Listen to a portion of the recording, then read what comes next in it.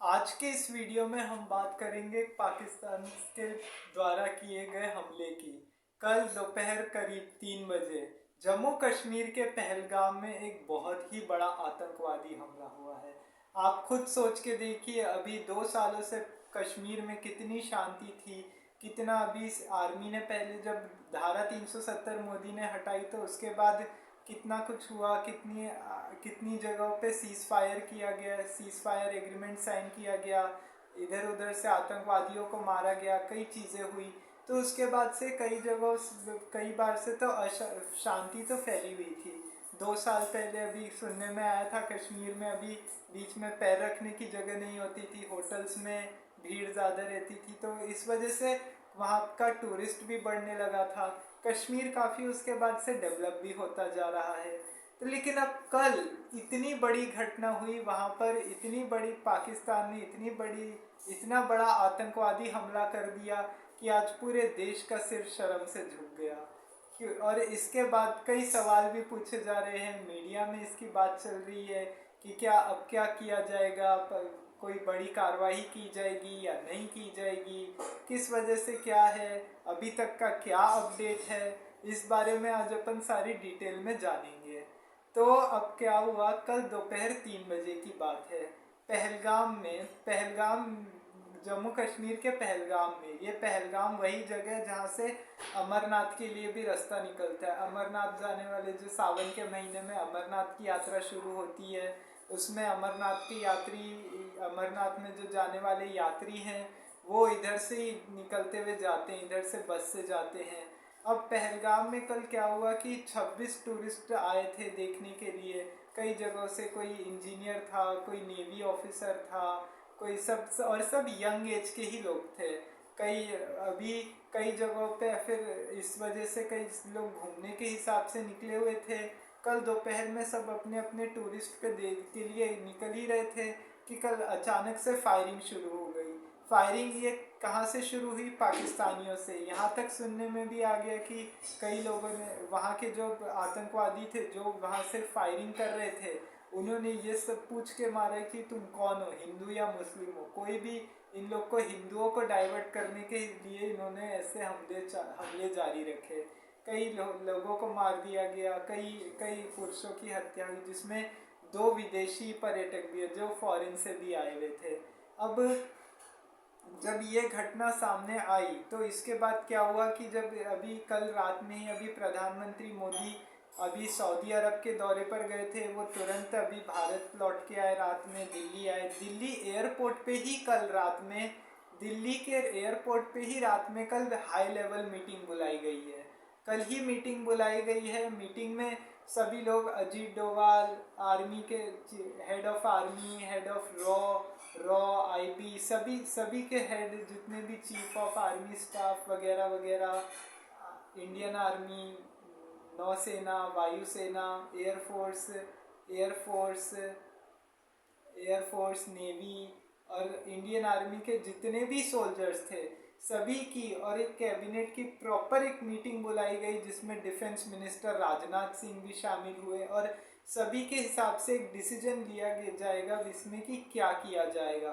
पाकिस्तान के ऊपर कितनी बड़ी कार्रवाई की जाएगी इस बारे में अभी कुछ पता नहीं है। हालांकि अभी भी कभी भी कुछ भी अपडेट आ सकता है, अभी कोई पता नहीं है। और पाकिस्तान के रक्षा मंत्री ने तो यहाँ तक कह दिया है कि, यहाँ तक बोल दिया कि इसकी कोई जिम्मेदारी अभी तक तो नहीं ली गई है।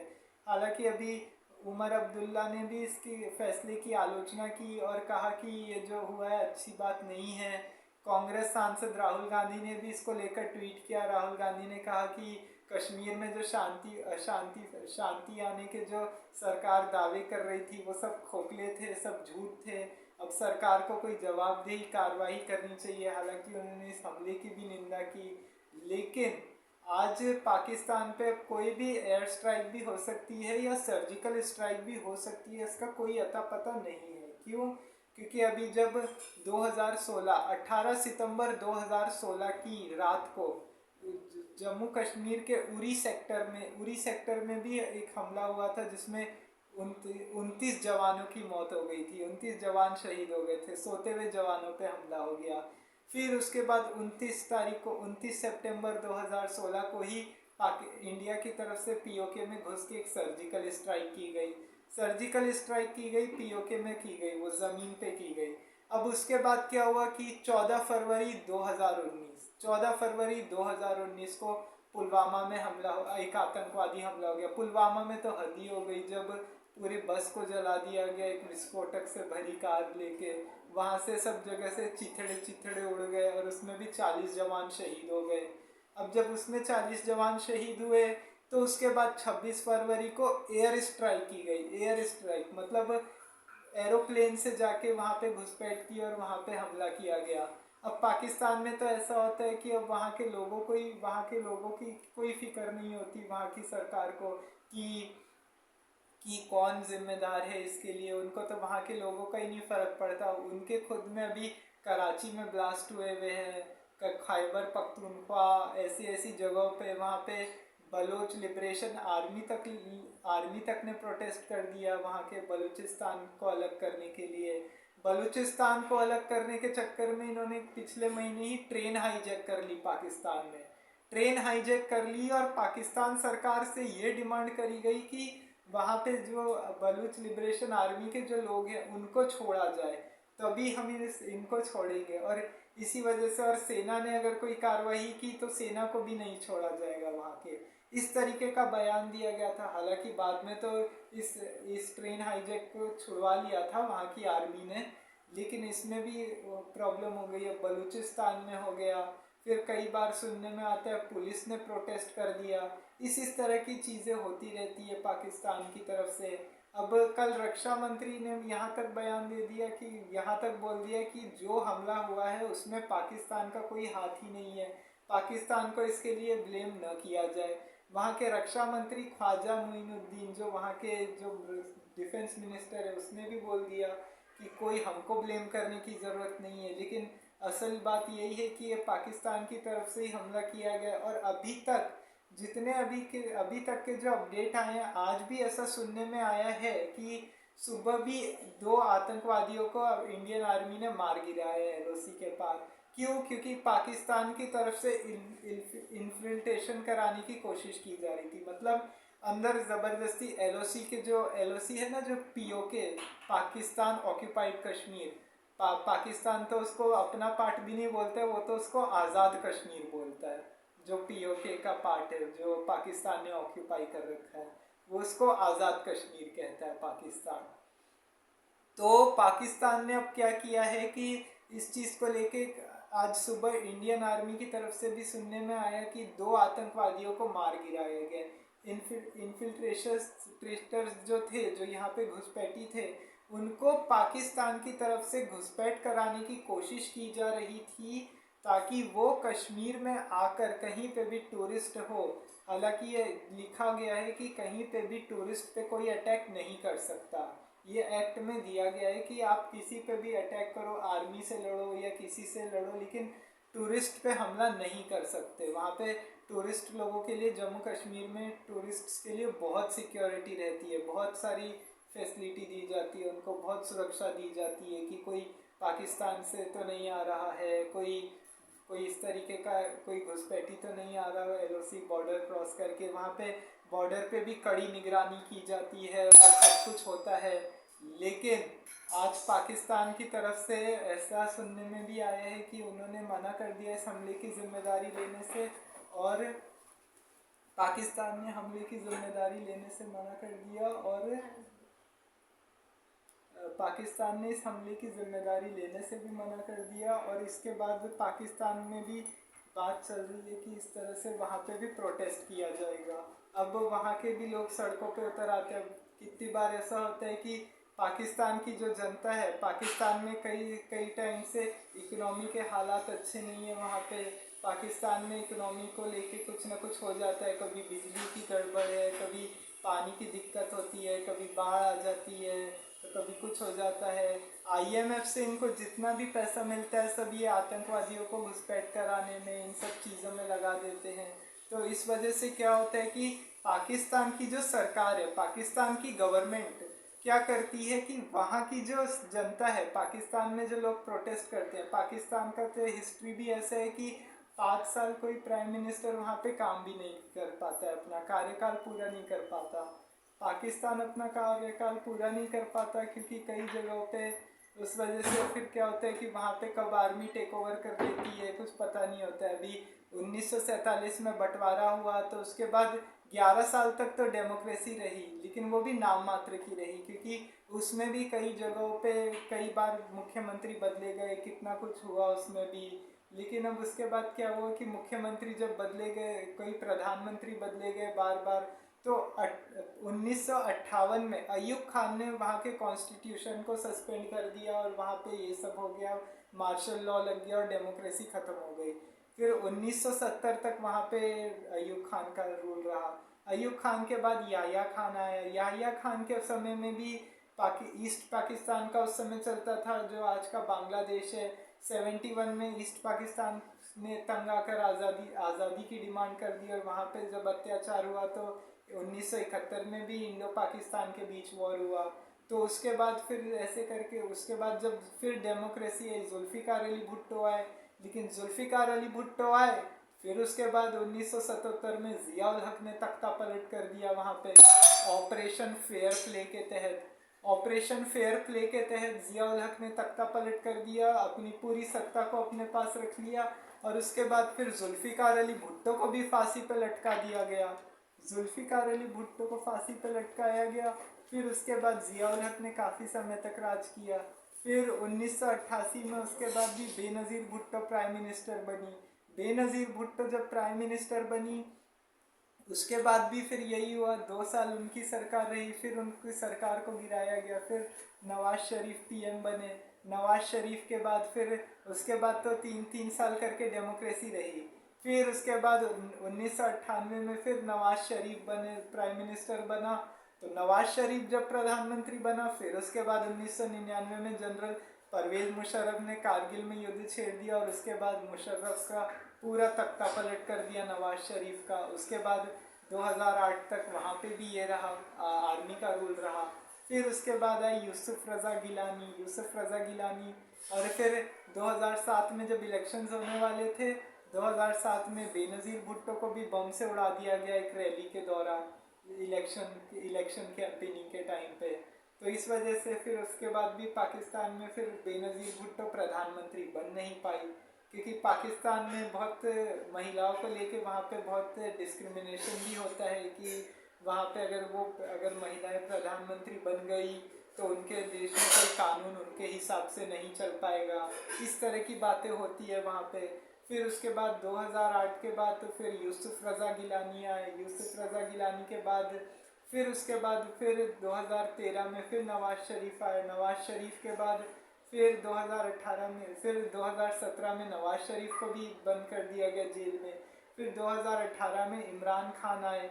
तो इमरान खान को भी बाद में तोशाखाना मामला और अलग अलग तरह के केसेस में फंसा के जेल में डाल दिया गया। 9 मई 2023 को लाहौर में लोग आर्मी के खिलाफ सड़कों पे उतर आए थे कि हमको ऐसे नहीं चलेगा, डेमोक्रेसी चाहिए तो चाहिए, इस तरीके के वहाँ पे भी प्रोटेस्ट होने लग गए। अब वहाँ पे शहबाज शरीफ अभी वहाँ के प्रधानमंत्री बने हुए हैं। अभी उसके बाद जब 2023 में तो अनवर उल हक कक्कड़ आए थे, वो प्राइम मिनिस्टर बने। फिर उसके बाद चुनाव हुए। चुनाव में भी वहाँ के क्या किया, वहाँ की सरकार ने उधर भी वहाँ पे बहुत चुनावों में भी क्या किया कि गलत तरीके से करके इमरान खान की जो पार्टी थी पाकिस्तान तहरीके इंसाफ, उसको काफ़ी मेजॉरिटी से वोट मिले थे।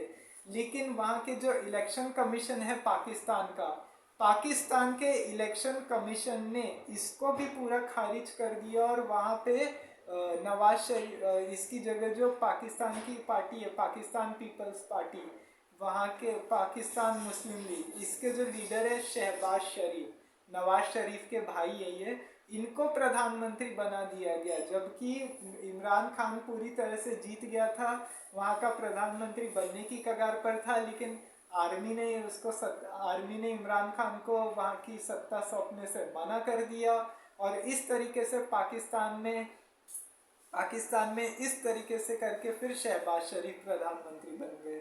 अब जब शहबाज शरीफ प्रधानमंत्री बन गई, ये हो गया पूरा पाकिस्तान का हिस्ट्री 1947 से लेके अभी तक वहाँ पे हुआ क्या है। तो इस तरह से क्या हुआ कि वहाँ पे अलग अलग तरीके से अब कभी आर्मी का रूल चल जाता है, आर्मी टेक ओवर कर लेती है, तो कभी कोई प्राइम मिनिस्टर हट जाता है, या तो अगर जैसे प्राइम मिनिस्टर अगर हट गया अगर वहाँ से, या तो वो जेल में होता है या तो फिर प्राइम मिनिस्टर को वहाँ से बाहर भेज दिया जाता है, आउट ऑफ कंट्री वो रहने के लिए चले जाता है।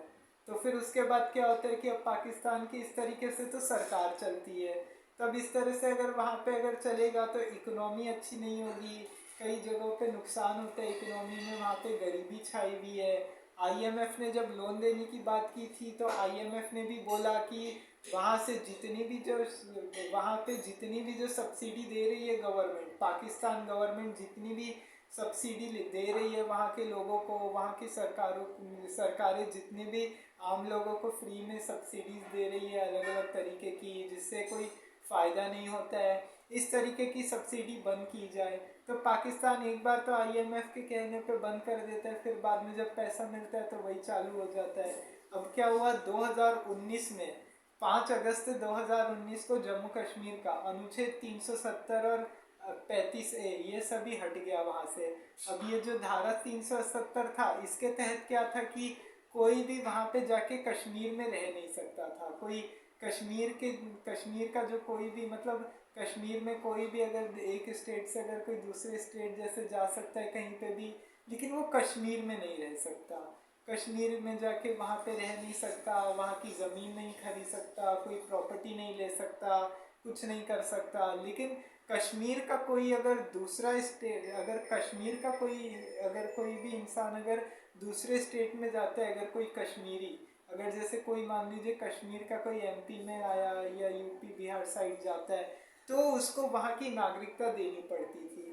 कश्मीर में इस तरह से होता था और वहाँ के लोग डुअल सिटीजनशिप एंजॉय करते थे, मतलब दोहरी नागरिकता उसको बोलते हैं, दोहरी नागरिकता लेते थे और इस तरीके से कश्मीर में काफ़ी नुकसान होते थे। तो क्या हुआ कि अब 2016 में की बात है, 2008 जुलाई 2016 को जब बुरहान वानी का इनकाउंटर किया गया, तो बुरहान वानी का इनकाउंटर की वजह से कश्मीर में बहुत ज़्यादा अनरेस्ट बढ़ गया। अनरेस्ट बढ़ने की वजह से कई वहाँ पे आर्मी ने फिर उसके बाद सबको टेक ओवर किया। कुछ जगहों पे इंडियन आर्मी से भी गलतियाँ हुई है, यहाँ पे ऐसा नहीं है कि इंडियन आर्मी से कोई गलती नहीं हुई थी, उन्होंने सब कुछ किया।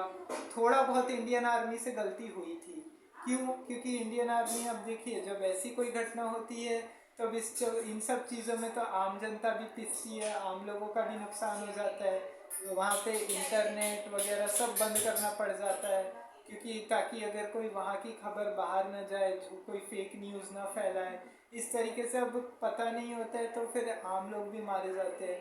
तो बाद में लेकिन वहाँ की आर्मी ने क्या किया कि फिर लोगों को अपने भरोसे में लेना शुरू किया, उनको समझाया गया कि इस तरीके से पाकिस्तान की जो सेना है उनको किस तरह से भारत के खिलाफ भड़काने का काम करती है, आईएसआई वगैरह जो इनकी मिलिट्री है, ये सब अब खाली लोगों को भड़काने का काम करते हैं, ऐसे लोगों की बातों में कभी नहीं आना चाहिए। उनको इस तरह से समझाया जाता था सारी चीज़ें कि उनको कोई वहाँ की जो पाकिस्तान जम्मू कश्मीर में तो ऐसा होता है कि कितनी बार कर्फ्यू लग जाता है, इस तरीके की घटनाएं होती है, इस तरीके की चीज़ें होती है, तो कश्मीर में कर्फ्यू लग जाता है। कर्फ्यू लग जाता है तो वहाँ के आम लोग नहीं निकल पाते बाहर, लोग नहीं निकल पाते, फिर दुकानें बंद रहती है और लोगों की ऑफिसेज बंद रहती है, सब चीज़ें बंद रहती है, स्कूल कॉलेज सब बंद रहता है वहाँ पे, और इस वजह से लोगों का नुकसान होता है। जो लोग इसमें शामिल नहीं होते उन लोग का भी नुकसान होता है।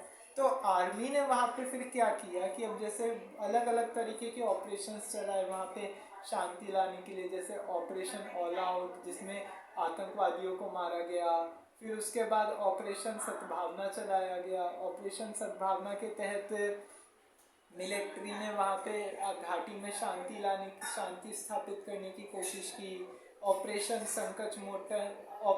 संकट मोचन इस तरीके ये ऑपरेशन किया गया। और कल ही जो अभी यहाँ पे ये किया गया है, क्या बोलते हैं, यहाँ पे जो पहलगांव में जो अटैक हुआ है कल, इसके बाद भी इंडियन आर्मी ने अटैक किए करने के लिए जो अभी ऑपरेशन चलाया गया, इसको नाम दिया ऑपरेशन टिक्का। ऑपरेशन टिक्का इस तरीके के अलग अलग तरीके के ऑपरेशंस चलाए जाते हैं वहाँ पे। तो इस तरह से क्या होता है कि मिलिट्री की वजह से आर्मी में पीस आ जाता है। तो मतलब इस वजह से क्या होता है कि अब जैसे मिलिट्री ने वहाँ पे अगर इस तरीके के ऑपरेशंस चलाती है तो आतंकवादी तो मारे जाते हैं, थोड़ा घाटी में भी शांति लाने की भी कोशिश की जाती है। अब सऊदी अरब ने भी इस बारे में इस हमले की निंदा की और मोदी जी को बोला है कि आप परेशान मत होइए, जो होगा हम आपके साथ रहेंगे, आपके साथ आपकी हेल्प करेंगे, कुछ भी होगा तो देश में कड़ी से कड़ी कार्रवाई की जाएगी। इस तरीके की पाकिस्तान का सऊदी अरब की तरफ से भी मोदी जी को आश्वासन दिया गया। हालांकि प्रधानमंत्री अभी 2 दिन के दौरे पर रहने वाले थे, लेकिन अचानक से वो अपना सऊदी अरब का दौरा कैंसिल करके कल रात को ही भारत आए हैं।